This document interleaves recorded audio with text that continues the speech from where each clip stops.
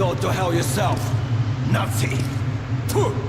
I'm gonna count to 3. 1, Glory to the Red Line! 2. Long live Comrade Muffin!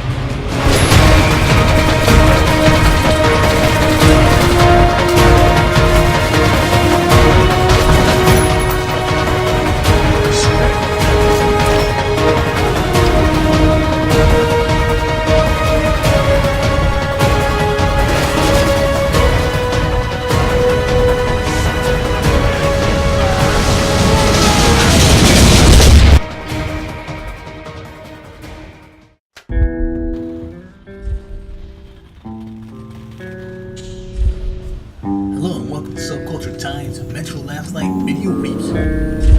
Now for those that haven't played the first Metro game, Metro 2033, you can still enjoy Metro Last Light without missing too much, but I strongly recommend this game, especially if you're into the survivors or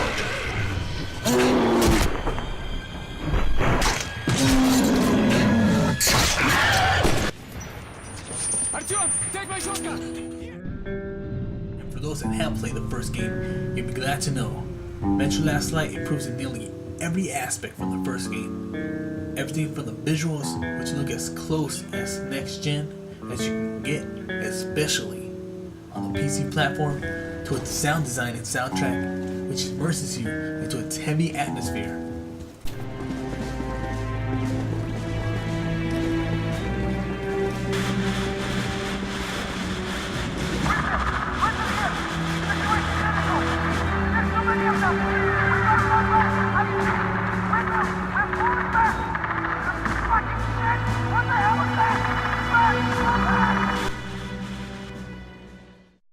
At the end of the first game, you play as Artyom, who chooses to call down a missile strike on a mysterious race of mutants called the Dark Ones, whose mere presence and psychic influence drive humans mad and subsequently to kill each other.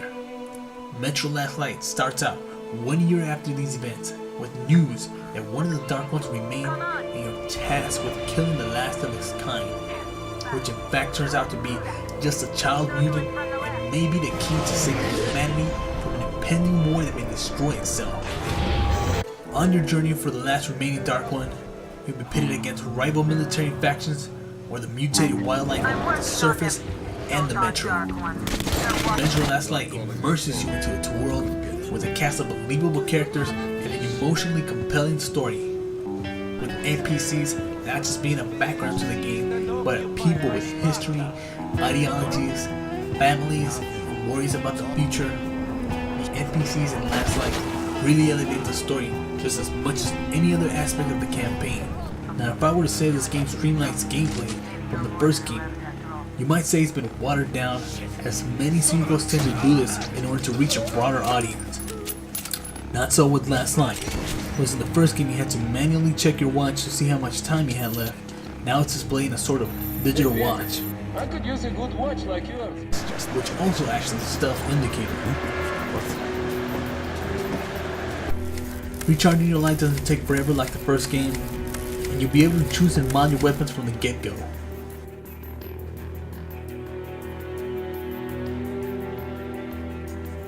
Stealth is always a preferred solution to any situation in the game, and it's been improved as you're given many ways to approach this, from sneaking around the map, to shutting off lights,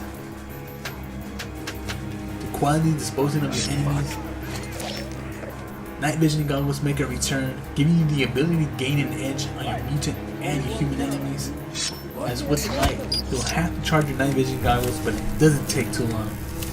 Of course, this is still a shooter, and should you ever find yourself exposed, you do have the ability to shoot your way out, although you may not always have the resources to do so. Bullets aren't the only thing that's scarce in Last Light. Air filters are an absolute necessity to staying alive just as much as bullets are. If you run out, it may very well mean your death as you sprint towards the next checkpoint. Enemy AI is a hit or miss, with some enemies being convincingly believable, and at other times, some AI outright fails. Boss fights feel tacked on, whereas in the first game, you didn't have any. This just makes it feel like it brought down the game rather than add to it. boss fights being rather simple with charge attacks, or having to be lured in certain areas until the game says otherwise. I feel the boss fights weren't something that needed to be in the game, and the way they were added just felt rushed. And it's a shame for a game that's as intense and as atmospheric as Metro Last Light. Give me a hand. Metro Last Light is not only an improvement from Metro 2033 in terms of story and gameplay, but as well as graphics. With the new 48 engine, the games truly look remarkably beautiful. With the 48 engine already confirmed to be used for the next gen development, this is as close as you can get before the next gen games come out.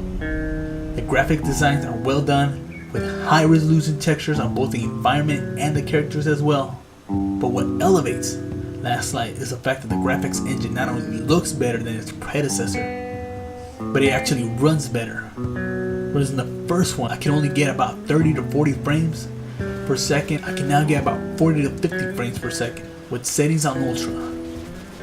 Now I know I can't get away with reviewing Last Light without mentioning the controversial DLC. Having to pre-order or pay to unlock Ranger Mode difficulty, I feel no one should have to pay to unlock any sort of difficulty, and it's an insult to gamers that will even consider this. Now I pre-ordered my game through Green Man Gaming. Had I not, I would have waited for the game to go on sale, or I would have waited till the game included the DLC. And from the information we have, it looks like they couldn't be integrated when Deep Silver bought the rights after the THQ liquidation. I truly hope Deep Silver considers having this to be a timed exclusive. Otherwise, I'd suggest people just wait till the game goes on sale, although I still would not consider buying the DLC, and this makes it very difficult to give Last Light a final score.